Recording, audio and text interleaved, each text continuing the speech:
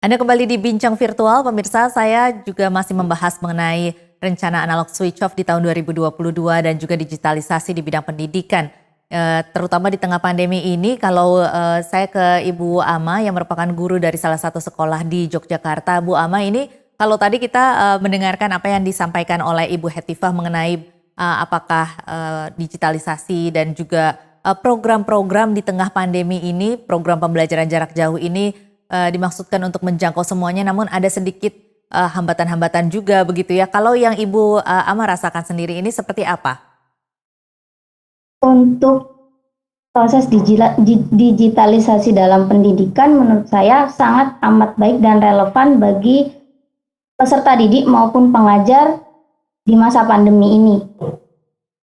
Namun tidak semua daerah, terutama yang 3T, dapat mengakses karena ada beberapa daerah yang akses internetnya kurang baik, bahkan seperti Ibu Hetifah tadi jelaskan, ada beberapa daerah yang listrik saja belum mendapatkan seperti itu.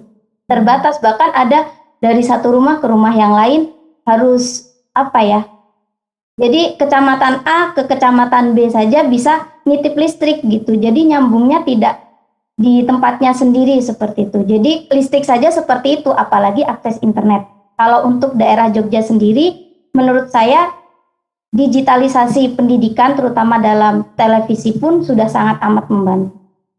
Jadi memang ada melalui daring atau melalui internet. Daring ini kan singkatan dari dalam jaringan begitu ya. Kemudian juga ada yang melalui luring atau melalui televisi, siaran televisi. Saat ini hanya TVRI saja yang menayangkan. Ini menurut Bu Ama sendiri apakah waktunya sudah mencukupi? Karena tadi Bu Hetifah katakan kan memang masih sedikit sekali ya atau masih sangat singkat waktunya. Kalau Anda sendiri bagaimana Bu Ama?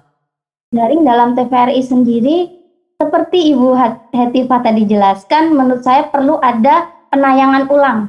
Jadi karena yang saya tahu di TVRI sendiri itu jamnya pagi, sedangkan guru maupun peserta didik itu belajarnya pagi, luring maupun daring. Jadi untuk menonton televisi kadang udah jamnya udah nggak bisa ngikutin seperti itu. Jadi bisa dipindah atau penayangan ulang.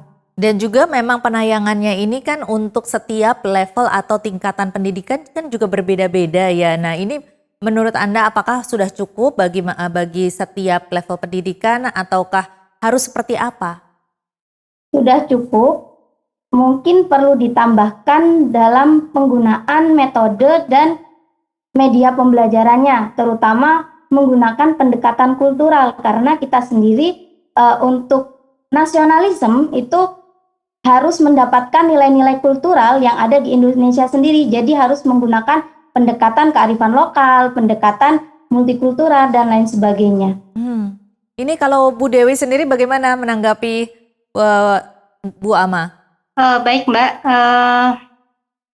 kalau di KPID ya terkait ketugasan KPID terutama kan memang KPID itu pertama tugas pokoknya adalah mengawasi konten siaran, memastikan masyarakat untuk mendapatkan manfaat, mendapatkan informasi dari lembaga penyiaran, informasi yang bermanfaat tentunya, salah satunya yaitu edukasi. Nah, dalam konteks edukasi di masa pandemi ini, peran lembaga penyiaran memang harus lebih kuat lagi, seperti yang telah disebutkan dalam beberapa regulasi terkait penyiaran, bahwa di sana disebutkan fungsi lembaga penyiaran itu setidaknya ada fungsi edukasi, hiburan, ekonomi, perekat sosial. Nah, dalam konteks pandemi ini, saya rasa fungsi edukasi ini yang harus diperkuat lagi di dalam lembaga penyiaran. Jadi sebisa mungkin lembaga penyiaran apapun yang melekat kepada lembaga penyiaran itu, baik itu lembaga penyiaran publik seperti TVRI, RRI, ataupun lembaga penyiaran swasta.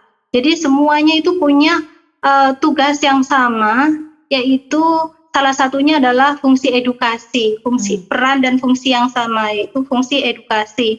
Jadi dalam masa pandemi ini memang sudah seyogyanya lembaga penyiaran secara keseluruhan ya, tidak hanya TVRI tetapi juga lembaga penyiaran swasta, televisi maupun radio juga harus lebih menunjukkan fungsinya sebagai media edukasi di masa pandemi sebagai bentuk kontribusi ya, bentuk kontribusi dan komitmen kepada publik untuk menunjukkan perannya gitu loh.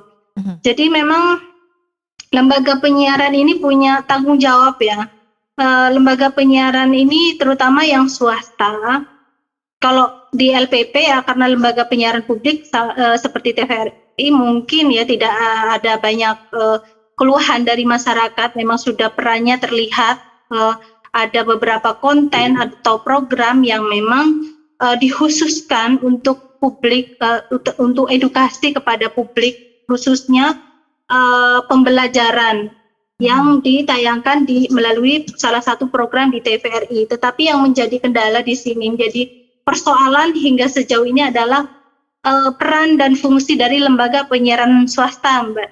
Ya, seperti yang Ibu Ibu Amat tadi katakan, lembaga penyiaran swasta ini, mohon maaf gitu, belum terlihat kontribusinya dalam hal edukasi di masa pandemi, gitu.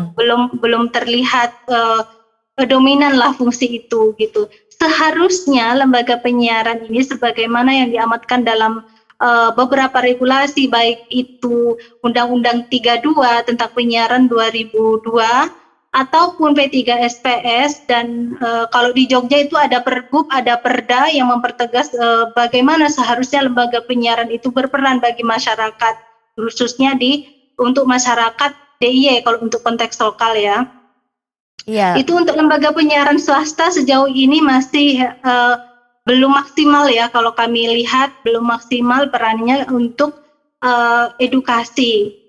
Kalau TVRI, karena TVRI adalah lembaga penyiaran publik, memang sudah wajar ya, memang lebih memprioritaskan publik. Tetapi lembaga penyiaran swasta pun juga harus meniru itu gitu, harus melakukan hal yang sama, karena frekuensi yang dipinjamkan kepada seluruh lembaga penyiaran baik televisi maupun radio itu sebenarnya ada hak publik di sana gitu. Itu yang harus disadari oleh teman-teman lembaga penyiaran gitu. Baik. Jadi lembaga penyiaran memang tidak salah ketika memang dia adalah sebuah konstitusi ekonomi sebagai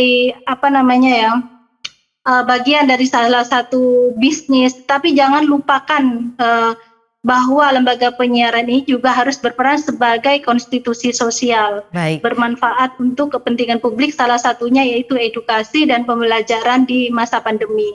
Baik. Begitu Mbak Tasya. Baik Bu Dewi, apalagi terutama ini seperti yang dikatakan Bu Amat tadi, bahwa perlu juga pendekatan secara kultural dan juga konten-konten yang lebih sesuai dengan budaya-budaya di daerah-daerahnya masing-masing. Ini tentunya peran digitalisasi jika nanti kita sudah ASO ini akan sangat mendukung sekali untuk mungkin lembaga-lembaga swasta, penyiaran swasta juga bisa ikut mendukung untuk pendidikan ini. Kita akan bahas ini lebih jauh, tetapi pemirsa kita harus jeda dulu. Tetaplah bersama kami, Bincang Virtual akan kembali sesaat lagi.